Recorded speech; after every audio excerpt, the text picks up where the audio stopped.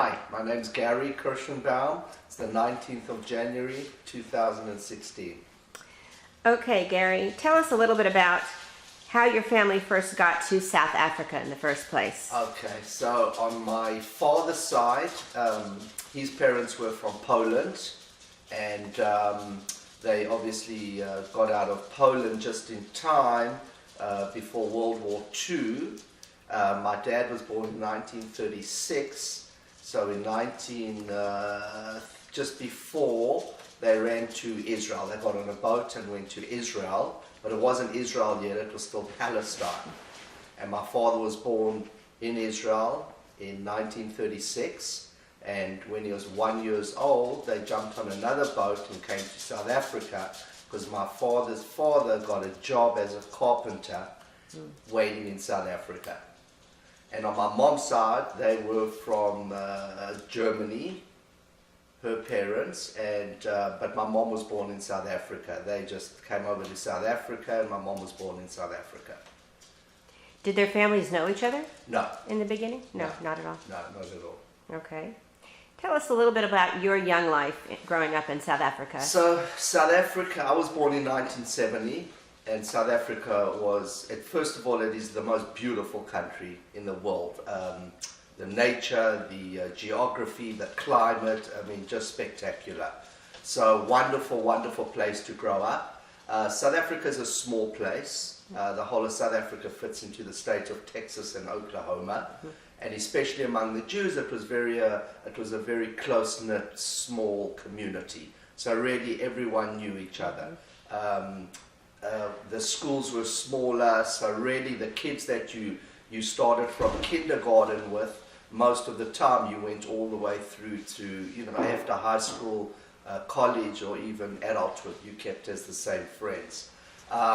So it was great. It was the apartheid years, but just being born white and, and unfortunately for the black people, it was obviously the not good years, but it was a very privileged lifestyle. If you didn't know better, we all had maids, and the Jewish people, I think anywhere in the world, especially, me coming from South Africa, were well off. All the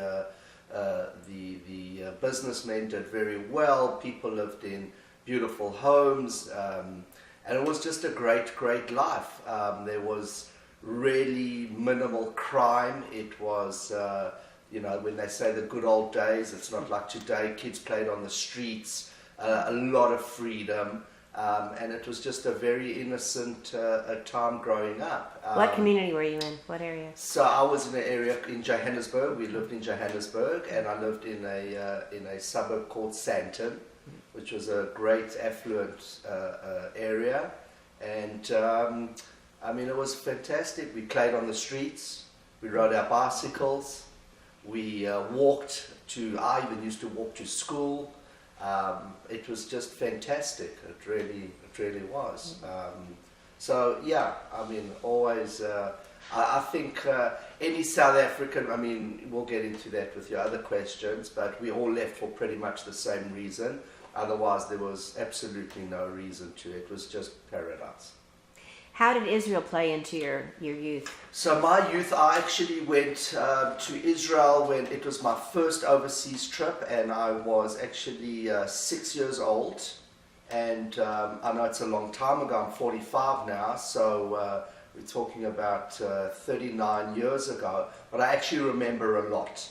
The only difference is that it's a different country today. So back in those days, obviously there wasn't the terrorism that we're having today, although there was always a strong Israeli... Okay, so Israel, so yeah, remember a lot, obviously still a strong military presence, but nothing like it was today, and obviously it was half the size, it was double the size that it is today, due to us giving back a lot of the land. Were you in any Zionist youth group or youth group growing up? No, not in a Zionist youth group. everything I did was through my synagogue, that kind of thing, yeah. Did they have a youth group there?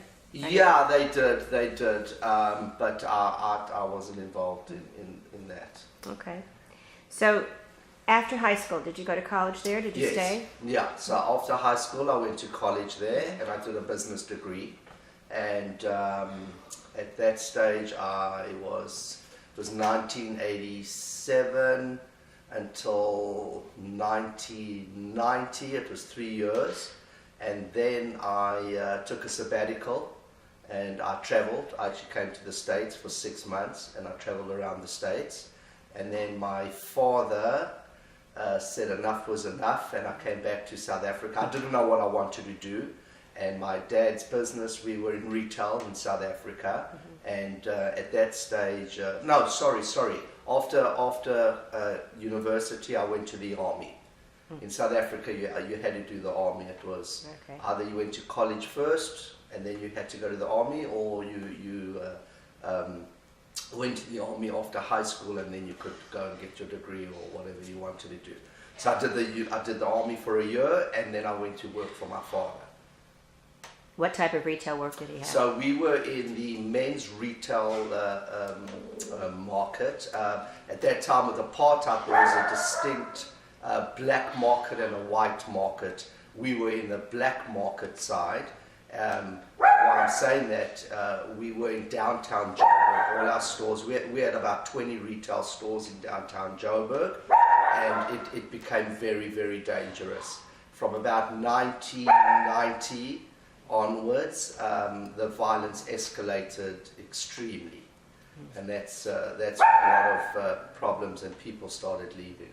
Right, or even a little before. Oh yeah, even before, yeah. So describe exactly how you made your decision to leave, you and your family. So my father actually, he planned it for a very long time, and why I was telling you that, because in the being in the black market business that we were in downtown Joburg, there it was dangerous, and so my dad kind of knew the writing on the wall for many years, and he planned for it like a lot of South African Jews, trying to get his money out the country. For us, America was always the only place. It wasn't a choice of maybe Israel or Australia or America. It was always America, and I'll tell you the reasons why. So he had made provisions over the years, and basically, when life is good, you hang around till the very last minute, and that's exactly what we did until things really, really got bad, and at that point, and we did it in stages. We didn't all sort of just pack up and go. It started out with I come from 3 boys. I'm the youngest. My oldest brother is 4 years older than me, so he's just basically turned 50. So he was in university first there, and he was doing a business degree, and then he was going to be a lawyer. And at that stage, my father said to him, because our law system is totally different, we're on the Commonwealth. My father said, no, you can't do your law degree in South Africa because we're all going to be emigrating to the States, so I want you to go and get your law degree in America. And that's exactly what happened. After he got his business degree, he came over first. He was the first one. We all remained there. He actually got into New England School of Law, and he got his degree there. And then we came about 8 years after him, and we did it in stages again. My parents came after him in 1993, and we sold the house and we started selling off whatever we could of the business. I remained there with my middle brother to carry on running the business. My parents came over, they bought a house in Dallas, they moved the furniture over, set up the house, and then I came in 94, a year after that. Why did they pick Dallas? So they picked Dallas because a few reasons. The main one is my mom's sister is living in Dallas, and she had been here from the 60s. So she had a sister here, and as most people anywhere would always go to family where they had someone, that their family who was living in a place, a network, a nucleus. And I'd say, but even a bigger reason, because my mom wasn't actually that close to her sister. The biggest reason, my father's best friend was living here, Who is that? and his name is Fyvie Adler. And Fyvie and my father grew up together. They were lifelong friends. He was really they were like brothers. And actually Fyvie was also in the clothing business. So the initial idea is to join him in the clothing business here that he had started.